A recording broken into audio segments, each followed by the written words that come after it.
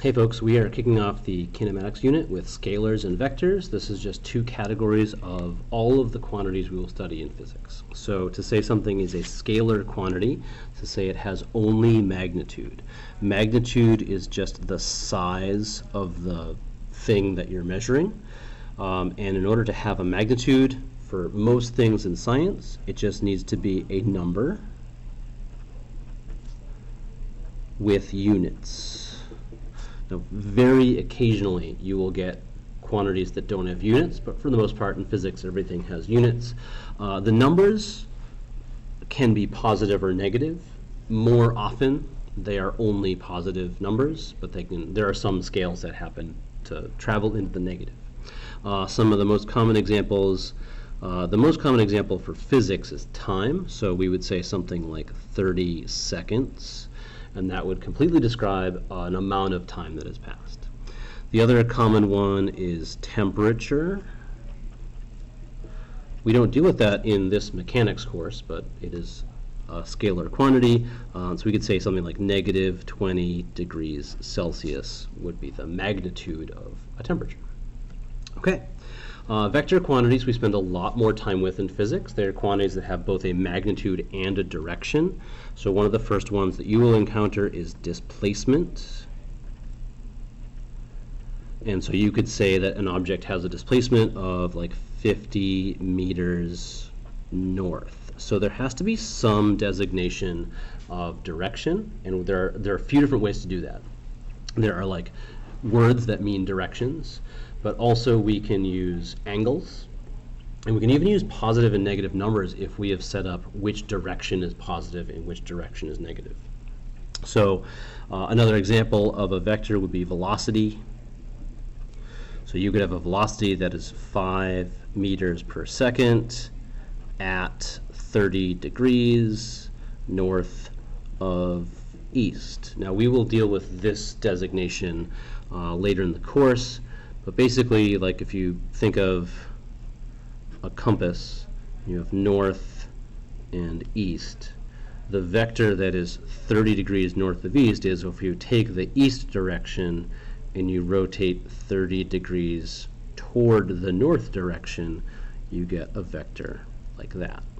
And so that actually brings me to the last part of this, which is the way we visualize vectors is by using arrows. Arrows are really neat because they have two different ends.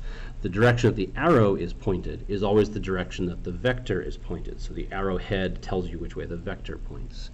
And then also, a little less important for us, but also really important when we draw pictures, is the length of the arrow is proportional to the magnitude of the vector. So that basically means that the longer the arrow, the larger the magnitude of the vector. So I'm going to give you a couple examples, and we're going to draw them. So examples.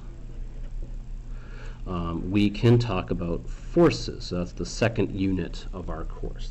So I'll give you two forces. The first one's going to be 10 newtons east, and the second one's going to be 20 newtons west. This capital N is the unit of force called the Newton. Pounds would be like the imperial unit for force.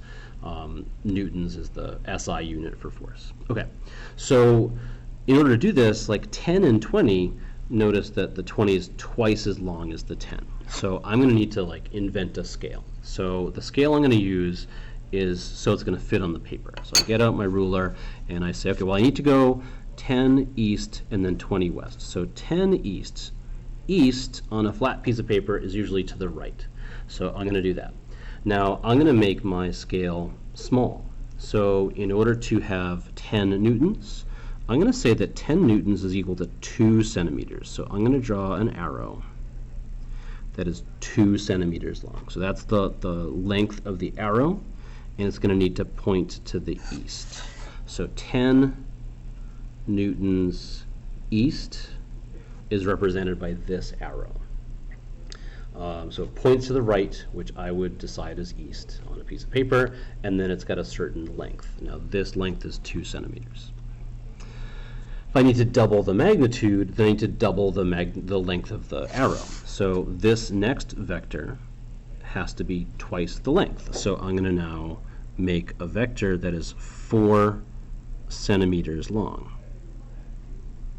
All right, so it goes from 1 to 5, so that's 4 centimeters. So it's double the length, and because this is west, I'm going to point that in the opposite direction, so 20 newtons west. So that's how we work with arrows and vectors. The last thing I'm going to leave you with here is, for these arrows, is that these are opposite directions. East and west are opposite directions. So we could say something like, let east be the positive direction. What that means is I can write 10 newtons east as positive 10 newtons, and I can write 20 newtons west as negative 20 newtons. So I can use positive and negative numbers if I have already declared which direction is positive and which direction is negative. Okay? I lied, there's one more thing. When we talk about the magnitude of a vector, this is actually something that comes up in AP questions all the time. They use the word magnitude to kind of like simplify the way you give your answers, but at the beginning of the course it makes it a lot more complicated. The magnitude of a vector is the vector without a direction. Right? Magnitude just means size, and so think like if I remove the arrowhead, the only piece of information I'm left with is the length of the line. So that means that like if I go back to 50 meters north, that's the vector. If I take away the direction, I get 50 meters, and that is just the magnitude. It's kind of weird because that looks like a scalar quantity now. So it doesn't actually turn it into a scalar quantity. It just tells you only one piece of information about the vector. And the reason that this happens in AP questions a lot is because two different students might pick opposite directions as the positive direction. But if you report the magnitude, then it doesn't matter. The magnitude of this force is 10 newtons, and the magnitude of this force is 20 newtons. So it eliminates the issue of direction. Okay? And so that's all you need to know about scalars and vectors until we get to two-dimensional motion.